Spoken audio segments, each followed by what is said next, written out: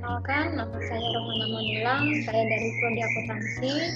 Untuk saat ini saya akan mempresentasikan mengenai tugas UTS atau ujian akhir semester, ujian tengah semester, mata kuliah perpajakan 1 dengan dosen pengampu Bapak Rahmat Rahmiti. Yang pertama soal esai, yaitu objek pajak adalah penghasilan, yaitu setiap tambahan kemampuan ekonomi yang diterima atau diperoleh wajib pajak, baik yang berasal dari Indonesia maupun dari luar Indonesia, yang dapat dipakai untuk konsumsi atau untuk menambah kekayaan wajib pajak yang bersangkutan. Jelaskan penerapan pengertian baik yang berasal dari Indonesia maupun dari luar Indonesia dalam perpajakan di Indonesia dengan memberikan contoh aplikasi pelaksanaannya. Jawabannya itu dalam konsep PPH, objek pajak yang sebagaimana dimaksud dalam undang-undang mencakup tambahan kemampuan ekonomis baik yang berasal dari alam ataupun luar negeri. Hal ini berarti wajib pajak luar negeri dikenakan pajak atas pendapatan yang berasal dari dalam negeri, yang dapat penerapannya diatur melalui UU PPH pasal 26. Di sisi lain, selain dikenakan atas pendapatan dalam negeri, wajib pajak dalam negeri juga dikenakan pajak atas pendapatan yang berasal dari luar negeri, yang sebagaimana diatur dalam UU PPH pasal 24. Namun dalam konsep PPH atas pendapatan yang berasal dari luar negeri, di kebijakan yang dibuat dirancang sedemikian rupa untuk menghindari double taxation, di mana dalam hubungannya dengan tiap negara diatur secara khusus lebih mendalam melalui tax treaty antara Indonesia dengan tiap negara. Soal yang kedua yaitu jelaskan apakah yang dimaksud dengan pajak final, bagaimana pelaporannya oleh individu atau badan yang menerima. Berikan analisis dari sisi kebijakan apakah alasan diterapkannya pajak final ini. Jawabannya itu konsep pajak final adalah sebuah konsep perpajakan yang mana proses penagihannya dilakukan secara penuh pada periode yang terjadi diatur dalam UU PPH pasal 4 ayat 2 untuk berbagai transaksi dan juga pasal 26 untuk pendapatan yang diterima WP luar negeri. Konsep pajak final berbeda dengan konsep potongan atau pungutan yang menangguhkan semua beban. Selain yang telah dipotong atau dipungut dan telah diserahkan pada fiskus pada akhir tahun, sehingga pada akhir tahun barulah diketahui berapa besar pajak yang terutang, berapa yang masih harus kita bayar, dan dari segi pelaporan untuk komponen pendapatan yang termasuk objek pajak final ini tidak perlu diperhitungkan lagi dalam PPH saat pelaporan SPT PPH. Istilah kredit pajak terkait pada final ini pun tidak ada. Pelaporan terkait pajak final pada PPH pasal 4 ayat 2 dan PPH pasal 26 ini dapat dilakukan dengan pengisian dan penyerahan SPT masa PPH pasal 4 ayat 2. Peraturan ini diterapkan karena alasan kesederhanaan dan kemudahan administrasi dilihat dari objek PPH yang dikenakan. Umumnya objek PPH tersebut terkait dengan transaksi yang cukup likuid atau jual beli saham, bunga deposito, ataupun objek yang membutuhkan kemudahan dalam sisa perpajakan. Dari sisi orang pribadi, premi asuransi yang dibayar sendiri tidak relevan untuk dikaitkan dengan konsep PPH karena bukan pendapatan ataupun biaya yang dapat dikategorikan sebagai pengurang dari gaji atau pendapatan. Sedangkan untuk iuran pensiun dibayar sendiri dikategorikan sebagai pengurangan dalam perhitungan penghasilan neto pegawai yang diatur dalam PER 15 PJ 2006 dari sisi perusahaan orang pribadi tersebut bekerja. Premi asuransi dibayarkan perusahaan demi kepentingan pegawai dikategorikan sebagai pendapatan bagi karyawan. Karena sudah dikenakan pajak dari sisi karyawan, perusahaan dapat mengakui pembayaran premi asuransi ini sebagai deductible expense, atau dengan kata lain perusahaan tidak perlu dikenakan pajak lagi terkait transaksi. Untuk iuran pensiun dibayar perusahaan sebagai deductible expense karena termasuk dalam biaya pengenaan dengan pekerjaan atau bisa dibilang tunjangan yang diatur dalam pasal 6 UU PPH. Yang ketiga, soal PPH 21, yaitu yang pertama, Bapak Kusuma mulai bekerja di PT Mulia pada tanggal 1 Juni 2021. Gajinya belum berubah dari mulai bekerja sampai sekarang. Berikut adalah komponen gaji yang diterimanya setiap bulan. Gaji pokok 22 juta, premi jam sostek atau dibayar perusahaan 500.000, iuran pensiun 600.000, iuran pensiun dibayar yang Bapak Kusuma itu 400.000. Bapak Kusuma telah menikah, istrinya bekerja di tempat lain, jumlah anaknya 4 orang. Sebagai seorang manajer, Bapak Kusuma mendapatkan uang tunjangan pembelian mobil senilai 7 juta, tunjangan pembelian rumah sebesar 6 juta setiap bulannya. Bapak Kusuma juga mendapatkan fasilitas 1 buah BlackBerry senilai 5 juta untuk menunjang komunikasi beserta biaya langganan yang dibayarkan oleh perusahaan.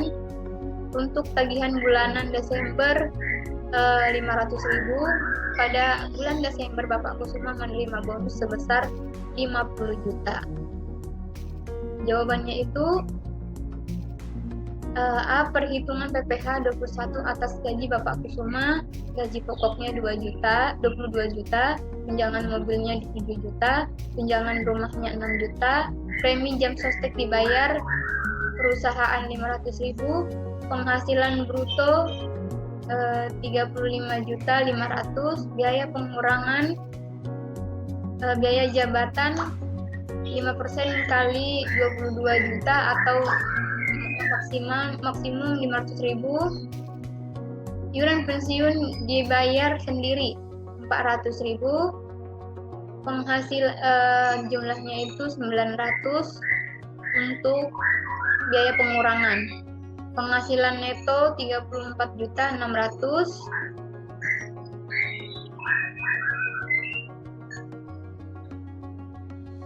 Ini 34 juta itu dari ini total penghasilannya itu dari semua tunjangan dan gaji pokok 35 ini dikurang dari pengurangan ini iuran 34.600.000. Penghasilan netonya per tahun 7 kali 34 juta 600, 242 juta 200. PTKP untuk WP wajib pribadi itu untuk WP-nya itu 15.840, untuk kawin 1.320, tanggungan 3 kali 1 320, 3.960, jumlah PTKP 21.120, penghasilan kena pajak 221, 80.000, PPH terutang 5% dikali 50 juta 2.500.000, 5% kali 50 juta 2.500.000, 15% kali 171 juta 80.000 sama dengan 25.662.000. PPH terutang 28.162.000, PPH 21 sebulan 2.346.833. Perhitungan potongan PPH 21 atas bonus Bapak Kusuma. Gaji pokoknya itu 7 bulan dikali 22 juta yaitu 154 juta. Tunjangan mobilnya itu 7 bulan dikali 3 juta 49 juta. Tunjangan rumah 7 bulan dikali 6 juta 42 juta. Premi jam sostek dibayar perusahaan 7 bulan kali 500, 3.500.000. Bonus 50 juta. Penghasilan bruto setahun 298.500.000. Biaya pengurangan biaya jabatan 7 bulan dikali 500, 3.500.000. Iuran pensiun 7 bulan dikali 400, 2.800.000. Pengurangannya itu 6.300.000. Penghasilan neto setahun 292.200.000. PTKP 21.120.000. PKP 271.080.000. PPh terutang 5% dikali 50 juta sama dengan 2.500.000. 15% dikali 200 juta sama dengan 30 juta. 25% dikali 21.080.000 sama dengan 3.162.000. PPh terutang atas gaji dan bonus setahun yaitu 35.662.000. PPh 21 atas gaji saja 28.162.000. PPh 21 atas bonus 7.500.000. PPh 21 yang harus dipotong 2.346.833. PPh 21 atas gaji Desember 7.500.000. PPh 21 atas bonus 9.846.833. Nah, contoh soal yang berikutnya yaitu selama bulan Desember 2010 Intan bekerja sebagai sales untuk kegiatan pemeran PT Mulia dengan honor sebesar 200.000 per hari. Selama bulan Desember Intan bekerja selama 10 hari dan gaji diakumulasi dan dibayarkan pada akhir bulan. Jawabannya itu perhitungan PPh 21 atas upah dibayarkan di akhir bulan Ibu Intan. Upah bulan Desember 10 hari dikali 200 sama dengan 2 juta. Penghasilan neto per tahun 12 dikali 2 juta, 24 juta. PTKP-nya untuk WP-nya itu 15.840.000. Jumlah PTKP-nya 15.840.000. Penghasilan kena pajak PKP 8.160.000. PPh terutang 5% dikali 8.160.000 sama dengan 408. PPh yang terutang 408.000. 408.000. PPh 21 yang dipotong bulan Desember itu 34.000.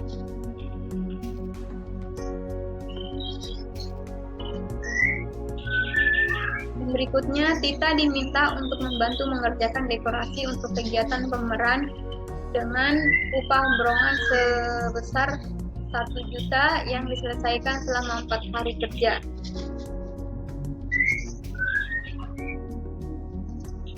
Jawabannya itu perhitungan PPh atas honor yang diterima Ibu Tita. Upah borongan sehari 1 juta dibagi 4 sama dengan 250.000. Upah sehari di atas 150.000 atau batas PKP itu 150.000. PKP 100.000. Upah borongan terutang pajak 4 kali 100.000 sama dengan 400.000. PPh 21 terutang 5% dari 400.000 yaitu 20.000. Soal yang berikutnya adalah Mr. Smith bekerja sebagai konsultan perusahaan selama 3 minggu di bulan Desember dengan gaji $3.000 kurs yang berlaku 9.000. $1 Smith menikah dengan dan memiliki 2 anak. Jawabannya itu Mr. Smith masih dikategorikan sebagai WPLN yang membawa namanya sendiri saat bekerja sebagai konsultan, sehingga atas gajinya dikenakan potongan PPh pasal 26 secara final sebesar yaitu PPh pasal 26 terutang 20% dikali $3.000 dan dikali 9.000 USD US dollar sama dengan 5.400.000. Dan yang berikutnya adalah Pak Herman diminta untuk berceramah di perusahaan tersebut dan diberikan honor sebagai pembicara sebesar 15 juta. PPh 21 atas honor kepada penceramah Pak Herman, bukan pegawai yang tidak bersifat berkesinambungan. PPh 21 terutang, 5% dikali 50% dikali 15 juta sama dengan 375.000.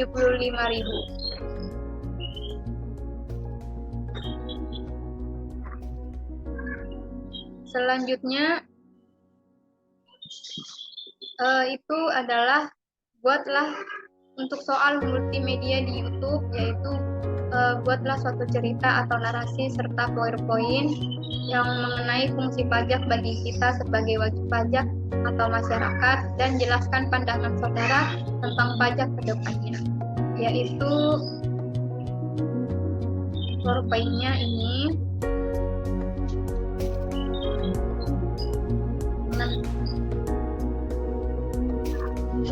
Fungsi pajak bagi kita sebagai wajib pajak atau masyarakat. Pajak mempunyai peranan yang sangat penting dalam kehidupan bernegara, khususnya di dalam pelaksanaan pembangunan, karena pajak merupakan sumber pendapatan negara untuk membiayai pengeluaran termasuk pengeluaran pembangunan. Fungsi yang seperti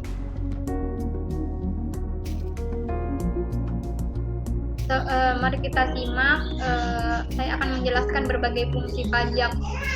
Itu adalah fungsi yang pertama, fungsi anggaran atau budgeter, adalah sumber pendapatan negara. Pajak berfungsi untuk membiayai pengeluaran-pengeluaran negara, untuk menjalankan tugas-tugas rutin negara, melaksanakan pembangunan.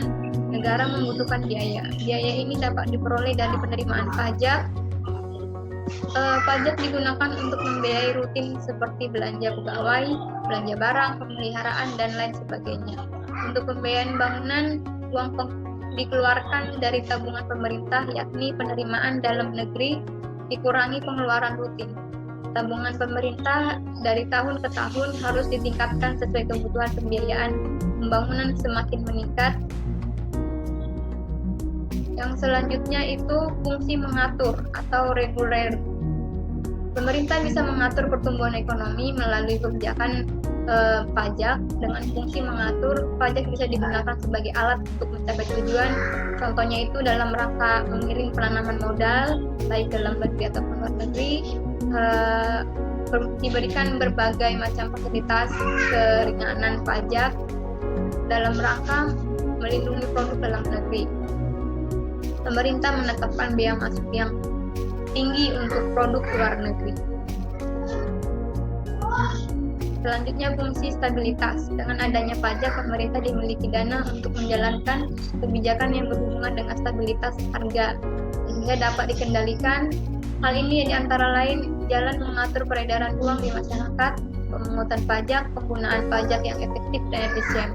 Fungsi redistribusi pendapatan. Pajak yang sudah dipungut oleh negara akan digunakan untuk membiayai semua kepentingan umum, termasuk juga membiayai pembangunan sehingga dapat membuka kesempatan kerja dan akhirnya dapat meningkatkan pendapatan masyarakat. Saya akan menjelaskan pandangan tentang pajak ke depannya. Seperti yang kita lihat, perhitungan pendapatan dan belanja serta pembiayaan yang sangat tidak imbang, serta kontribusi pendapatan negara dari pajak. Dapat kita simpulkan bahwa kelangsungan hidup negara ini sangat bergantung dengan pajak, karena pajak adalah sumber pendapatan utama dalam negara. Pajak merupakan sarana mencapai tujuan bernegara, yaitu mewujudkan masyarakat yang adil dan makmur, dan merupakan sarana mobilitas sumber daya dari aktivitas ekonomi masyarakat untuk membiayai pembangunan nasional. Negara kita juga sangat membutuhkan pajak. Ya, pembangunan infrastruktur seperti misalnya jalan, jembatan, kemudian subsidi untuk makanan, beras, benih, pupuk, belanja pegawai, serta gaji guru, polisi, dan sebagainya. Juga bantuan sosial untuk keluarga miskin, pendidikan membutuhkan banyak kontribusi dari penerimaan pajak. Melihat kondisi ini, rasanya kita perlu kembali menyadari betapa krusialnya pajak untuk membiayai negara kita, dan sangat besar jumlah penduduk yang sangat banyak. Pemimpin tertinggi kita sepertinya sudah tepat, yaitu mendukung untuk memperkuat organisasi demi kelancaran pelaksanaan tugas. Kedepannya mungkin adalah konsistensi dari semua, karena kegiatan sosialisasi dan peningkatan pemahaman atau kesadaran bukan suatu hal yang bisa dilakukan sekali atau dua kali, tetapi harus terus berulang. Semoga seperti ini akan terus memberikan kita bisa bekerja dengan lebih baik untuk meningkatkan kesadaran masyarakat untuk wajib pajak, dan mendukung gitu untuk wajib pajak yang terus meningkat agar negara kita bisa lebih berkembang. Sekian untuk presentasi saya. Terima kasih.